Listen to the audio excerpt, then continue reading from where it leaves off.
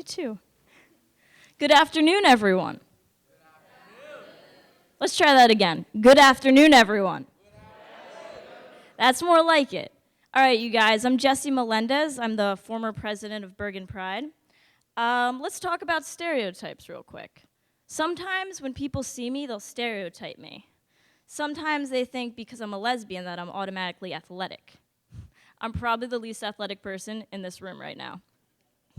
Or sometimes because I'm really friendly, someone might think because if we're the same sex and I happen to be a lesbian that I'm flirting with you. I'm not interested. I'm actually in a really committed relationship and I love my baby.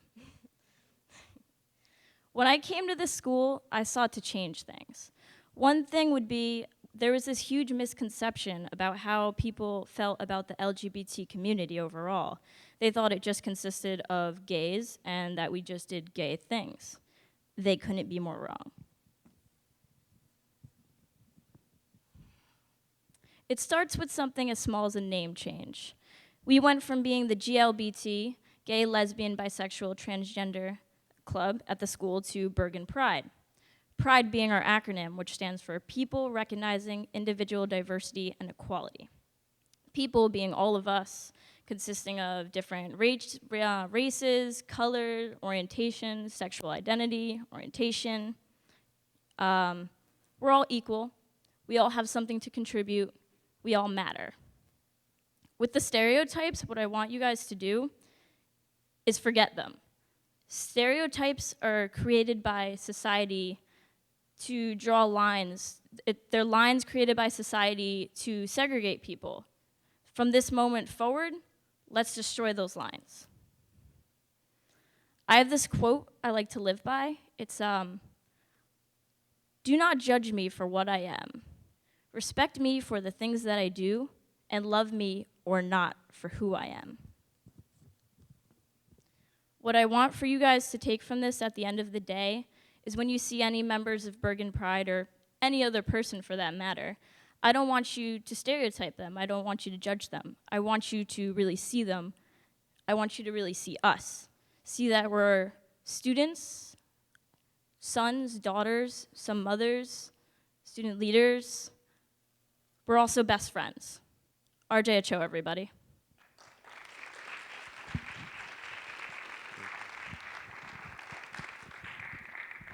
Hello guys, I'm RJ, and I'll be talking to you about what does Bergen Pride do in these meetings.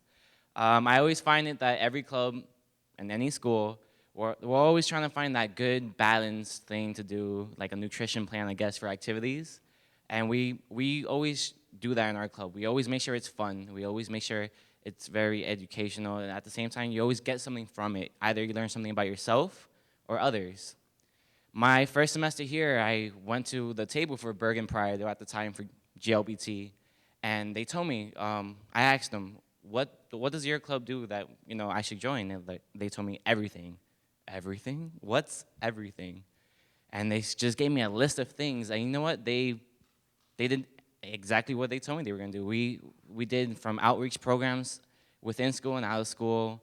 We've done built team building skills, and it changed my life. It definitely changed my life. And I think everyone should join our family, our friends. And it all starts with you coming into our room, S253. And yes, I'm telling everyone to join our team. S253, and you just saying your name and saying, hey, I'm here for this and that. And from there, you're just automatically welcome to our family. We play icebreakers, so get you out of those tight shells that some of you build up. And it's just great. I mean, I do some wacky things. We all do some wacky things. Everyone's just wacky. We go outside of school. We've gone to New York for the Gay Expo, which I learned some things I didn't know that existed. We did a couple walks, New York AIDS Walk, New Jersey AIDS Walk, Out of the Darkness AFSP Suicide Awareness Walk. That was just last week, which was awesome, by the way. We've even done events within school, like our Bergen Pride Prom, which is our biggest event because we made sure everyone from every club could go, and it was a huge hit. Everyone had fun, everyone danced, everyone did some moves they didn't think they could do, and I was surprised they could do as well. And it's great, and I know it's real because you know what? Later on Facebook, oh, I loved it. Oh my God, it was ridiculous. fun. It was just, there's no more words I could really say about our club. I ask everyone to try it, and no matter what, our members, our team, our family will always be here for you guys. So thank you, and I'll give the mic to El Presidente Damien.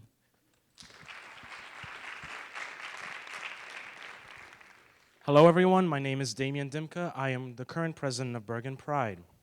One of the projects that Bergen Pride does at the BCC campus is our community outreach program, also referred to as panels. We try to open our society's eyes to issues that LGBTQ youth go through during this current day, and we try to help other people tackle them so that we won't have to deal with them in their adult lives. A carefully selected number of panelists is selected for these panels, and they go over topics that range from either bullying or social inequalities such as marriage equality, adoption rights, and employment inequality. We reassess all of these issues also by telling our personal coming out stories so these students can vicariously experience what we go through prior to and post coming out of the closet. We hope that these students then will foster other people to fight for the rights that this demographic rightfully deserves. Lastly, during our presentation, we go over all of the very positive aspects that happened after we came out of the closet because, as some of you may know, it is very important to remember Dan Savage's one simple message: it gets better. Since we're currently right smack in the middle of a huge marriage equality debate in the Supreme Court, I thought that I was going to talk about this with all of you today. When it comes to the debate over marriage equality, certain people always bring up certain things that they would like to say when they want to defend either the sanctity of marriage or the Defense of Marriage Act, otherly known as DOMA. However, if you think about it, these people that choose to oppose marriage equality oppose a movement that does not in any way impede on their own constitutional rights. Because I don't know about you, but I believe that there is nothing wrong and there shouldn't be anything wrong with two consensual adults who just happen to be of the same sex wanting to join their hands in marriage. I mean, I'm pretty sure that we just want the same thing. And if we are to speak of the sanctity of marriage, how about we talk about Britney Spears' 55-hour marriage in Las Vegas? Or if that's not even disturbing enough to all of you, how about those Bachelor and Bachelorette shows that we have on TV? I mean, isn't that kind of exploitation of marriage much more worrisome than two loving adults, again, joining hands in holy matrimony? Still, however, some people have absolutely nothing against keeping the 1,138 constitutional rights away from these individuals because their partner just doesn't happen to be whom they find fitting. Some of these rights include Social Security and immigration benefits. They could be also joint income tax benefits, veteran and military benefits, estate tax exemption, and certain death benefits. A same-sex couple in this country in many states can still not jointly adopt a child. Please tell me how two individuals trying to provide a safe home to either an abandoned or sick child is wrong. Why? Because a child needs a mother and a father? I have many friends and know many individuals who've grown up in single-parent homes who did not either have a father or a mother figure in their lives. However, they grew up perfectly fine, or better yet, sometimes in certain instances even better because they did not need the negative influence that they do that was in their lives at some point. If the repeal of DOMA doesn't happen by June, I believe that within the next 10 years, marriage equality will prevail in this entire country. Why? Because statistics say that 81% of individuals ranging from 18 to 29 years old support same-sex marriage today. What else does that mean? These people are the leaders of tomorrow. And 81%, that's a huge number. I believe that that's a big enough number to trump homophobia everywhere. So, to those hardcore conservatives out there, I think that you might have to consider undergoing your own kind of conversion therapy in regards to marriage equality, because one way or another, times are changing. We are now also in the process of implementing the panels in local New Jersey high schools, because it is our opinion that it is never too early to foster empathy for human beings or to give them resources when they need help in times of trouble, and also to educate them on topics that will result in a better tomorrow. One day when I'm much older, I hope to hear stories from relatives of their boy coming home and saying, "Hey, Mom, Dad, guess what? There's this boy in class that I really, really like."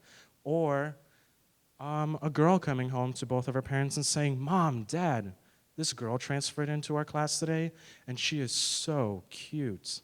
Or a boy coming home to both of his moms and saying, "Hey, guess what? There's this girl in my class that I met today. She's so hot.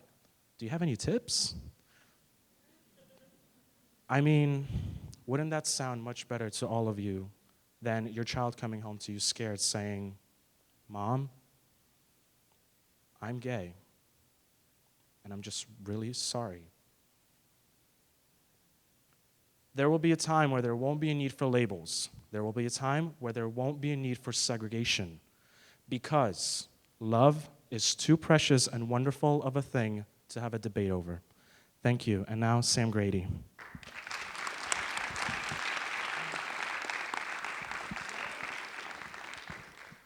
Diversity. The inclusion of different types of people as in a race or culture in a group or organization that should ideally share the same goal or a mindset. And I'm pretty sure that all of you here are familiar with at least, I don't know, one or two different types of groups that exist in the world. NASCAR, voting rights, the NRA, sports, business, any kind of fan base for music or a movie or a band or whatever. Even in the LGBTQ community alone, there's several different types of organizations that people can go to for various reasons. But when a group like that is becoming unsupportive of the main body of its members, there's usually a problem.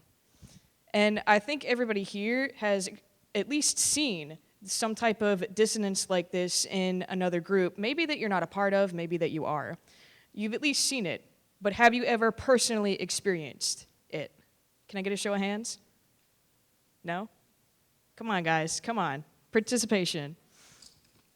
I have. Being a T in LGBTQ, I've noticed that people who share my condition usually get really shortchanged in groups like this, and it's not cool, and it doesn't feel really good. But I'm here to tell you that Bergen Pride, that doesn't happen. I've never once felt that way being a part of this group. This club is a safe zone, and everything that we say amongst ourselves, amongst our members, to each other, is confidential, and it stays between us. We are supportive of everybody, and by everybody, I really mean everybody. Our members range from gay, lesbian, bisexual, pansexual, transgender, transsexual, yes, there is a difference, and straight. And can I just say that our straight allies mean just as much to us as any of our other members, because without them, we wouldn't be as strong of a club and we wouldn't be as diverse. We are extremely hands-on, and not to toot our own horn, but I like to think that we are probably the most active club here on campus. We do fundraisers, we do walks, we have club outings, stuff that RJ's already gone over. But that's not to say that we don't talk to our members and are supportive. We don't just sit in a room and complain and moan and whine about how we don't have equal rights, because what fun would that be? We actually get out and we do something about it. We give back to the community, even if the community doesn't necessarily yet see us as equals. These people in these clubs, in this particular club, especially the e-board and especially the members, have become my second family. Without them, I would never have had the courage to come out to my parents. And without them, I would not be standing in front of you today. And without them, less people would be recognizing individual diversity and equality in the world. Thank you.